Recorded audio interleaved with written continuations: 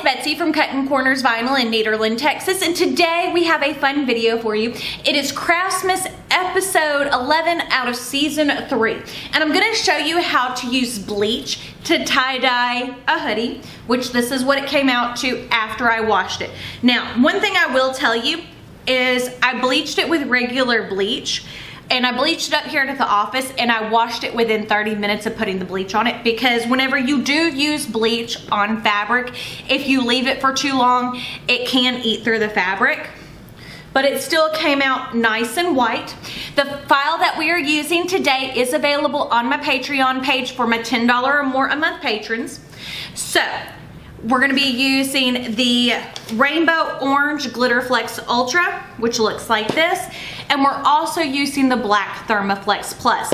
Now, Thermaflex Plus is on sale on our website for our weekly WOW sale this week. So that sale ends on October the 25th of 2020, and they are 25% off. Now, if you'll give me a moment to change the camera angle, we'll go over how to make this.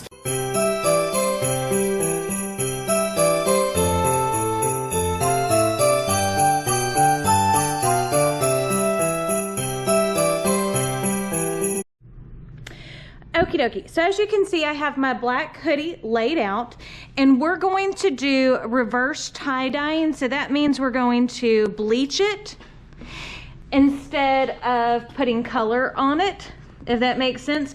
So the first thing that I'm doing is, as you can see, is I'm grabbing from the center and I'm swirling it, because that's the easiest way to do the bleach tie-dye. So I'm gonna take and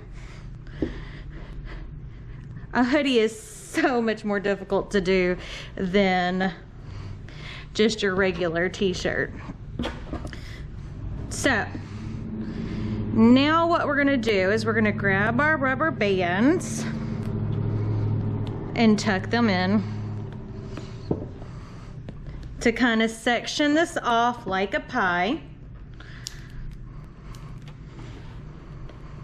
Okay. And it doesn't have to be perfect, it's tie-dye, you know?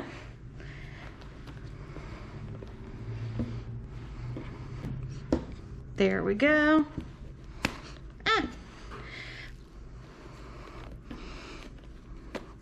Broke another rubber band.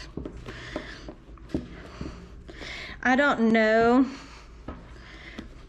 about y'all, but getting the rubber bands to stretch whenever you're doing something like this is probably the biggest pain in the hiney part.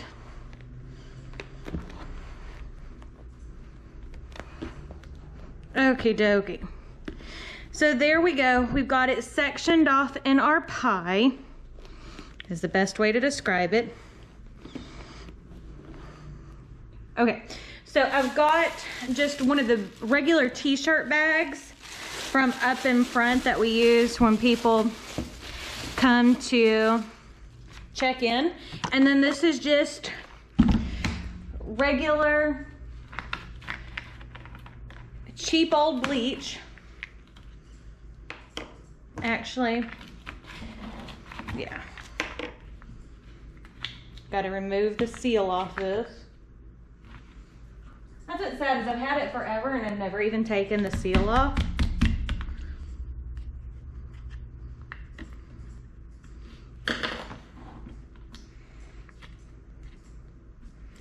Okay.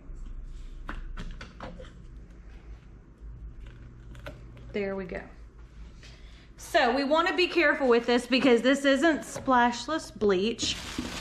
So kind of what I'm going to do is lift the shirt so that way I can control a little bit better of where it's going.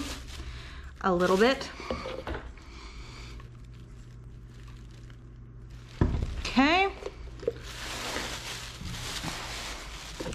And I'm just kind of skipping over every other pie piece.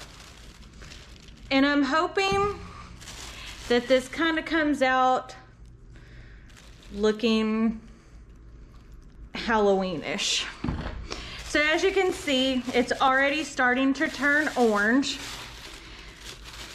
where we first put it. So we're gonna let it soak like this. So hopefully, as I said, we get an even coat. If it's not perfect, it doesn't really matter. So I'm going to let that soak, and then I'm going to wash it after it's sat for probably 3 or 4 hours. Nothing major for this because it is bleach. This doesn't take as long to change color as it does when you dye something. So we're gonna let that set, and then we'll come back and put a design on it. So as you can see, I have my hoodie laid out on my heat press, and I have my t-shirt guide laid out at the top. I am using a 16-inch t-shirt guide because I have a 16-inch press. So you buy for what you need. Now my heat press is preheated to 330 degrees, and we're gonna use the black Thermoflex as the outline. So I'm folding it in half, creating my center mark. There we go. Double checking for center. And you really don't always have to do the outline. I did the outline because I thought it needed it because the backing was black. And I chose the orange because I wanted it to be Halloween-y, but I also wanted it to blend. Okay, so now we're gonna heat the first layer on. As I said, the heat press is preheated to 330 degrees. We're gonna heat the base layer on for about 7 seconds. Perfect. And as I said, I washed it pretty quickly after applying the bleach, so that way it would look right. So there we go. Now, one thing I will tell you is when you're working with a glitter that has this white backing, you can overheat it rather quickly.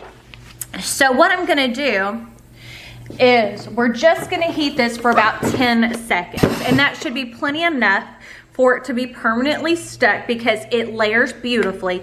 We just don't wanna overheat it and it start to melt, because whenever, for some reason, whenever you're working with these glitters like this that have the white backing, they can overheat quickly. So I do recommend double checking to make sure everything looks right.